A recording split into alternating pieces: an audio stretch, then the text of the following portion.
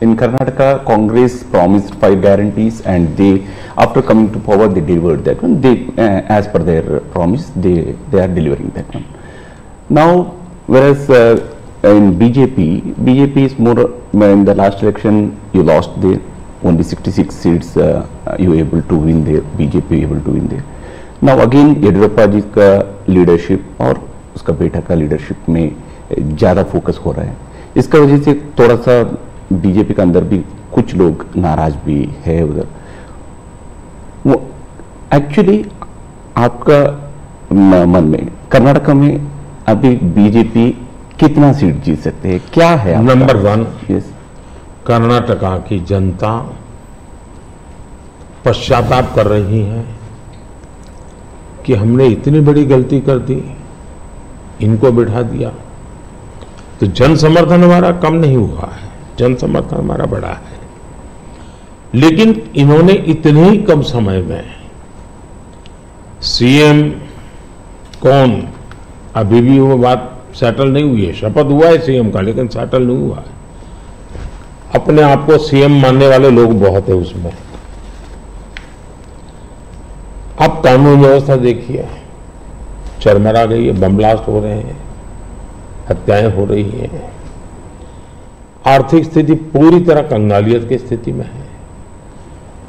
वादे तो बड़े बड़े कर दिए उन्होंने, और फिर टैग लगाए, ऐसा होगा तो ये मिलेगा, वैसा होगा तो नहीं मिलेगा. मतलब आप जनता के साथ धोखा भी कर रहे हो. जब हमने कहा कि भाई हम इन लोगों को आयुष्मान कार्ड देंगे, मतलब देंगे, फिर इफ्स एंड बट लगा करके उसमें बेईमानी नहीं करनी चाहिए. अभी जब हमने कहा कि हम 70 साल से ऊपर के किसी भी वर्ग के व्यक्ति होंगे, इनको आयुष्मान कार्ड देंगे, मतलब देंगे. आप में ये हिम्मत होनी चाहिए. उन्होंने किसानों की जो योजना थी वो रद्द कर दी, किसान सम्मान निधि.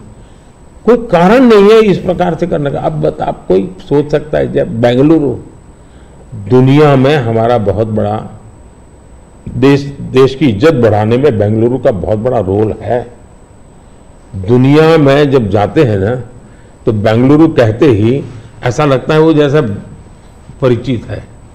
टैंक हब के रूप में जाना जाता था, आपने देखते ही देखते इसको टैंकर हब बना दिया. और टैंकर में भी माफियाशाही चल रही है, पानी के लिए लोग तरस रहे हैं. अगर ये जो हालत उन्होंने कर दी है, अब युवाओं के स्कॉलरशिप आपने संख्या भी कर दी, अमाउंट भी कम कर दी. यानी एक के बाद एक आपने ऐसे नेगेटिव काम किए हैं. जिन मुद्दों को लेकर के वोट मांगा, उन मुद्दों को आप वोट दे नहीं पा रहे हैं. अच्छा, डेप्यूटी सीएम वो अपने भाई के लिए वोट मांग रहे हैं, और वो खुद सीएम बन सके इसलिए सब खेल खेल रहे हैं. वो सीएम से हटे इसके लिए भी खेल खेले जा रहे हैं. जहां तक भारतीय जनता पार्टी का सवाल है, हम टीम स्पिरिट से काम करने वाले लोग हैं. भले मेरी टीम ने मोदी को आगे किया, लेकिन मेरी पूरी टीम काम कर रही है जी. उसी प्रकार से येडियुरप्पा जी हमारे वरिष्ठ नेता हैं, लेकिन काम पूरी टीम कर रही है, और टीम मेहनत करती है, लोगों को विश्वास भी है, और हम आगे बढ़ रहे हैं. The second phase selection of Karnataka, that's in nation it's the third phase, but for us in Karnataka it's the second phase election for 14 seats. There's northern part of Karnataka, majorly drought hit places are there. Now regarding this drought बारे में, already Congress is claiming that we went to Supreme Court. Now central government is forced to give a rightful compensation. What's your opinion? देखिए, सिद्धारा में है कि जब पुरानी सरकार थी और वहां ड्राउट था, उस समय मैंने खुद के ने उनकी पूरी टीम को यहां बुलाया था. एज ए प्राइम मिनिस्टर मैंने उनके टर्म में इनको बुलाया था. बैठ करके मैंने कहा, भाई पहले हम जल संचय की योजना हमें बनानी चाहिए. अब जहां तक स्टेट डिजास्टर रिलीफ फंड का सवाल है, हमारी सरकार ने पहले ही जो केंद्र का हिस्सा होता है वो उनके यहां बैंक के खाते में जमा करके दे दिया हुआ है जी. हमारी इंटर मिनिस्ट्रियल टीम उसने भी प्रभावित क्षेत्रों में जो नियम है पद्धति हो जो हमने नहीं बनाई, कई दशकों से है, उसके अनुसार वो टीम वहां गई है, जाकर के उसने सर्वे किया है। और हर बार ऐसा होता है, जैसे मेरे यहाँ गुजरात में भूकंप हुआ तो मैंने एक मेमोरेंडम भेजा, भारत सरकार ने एक टीम भेजी, उन्होंने सर्वे किया, उन्होंने हिसाब किताब लगाया। अब ये सारी प्रोसेस चल रही, आचार संहिता आ गई, तो हमने इलेक्शन कमीशन को कहा भाई हमारे सामने ये विषय है, हम इसको जैसा ही आप परमिशन देंगे हम देना चाहते हैं। एनडीआरएफ के तहत अब राशि रिलीज भी कर चुके हैं उस नियम के अंतर्गत।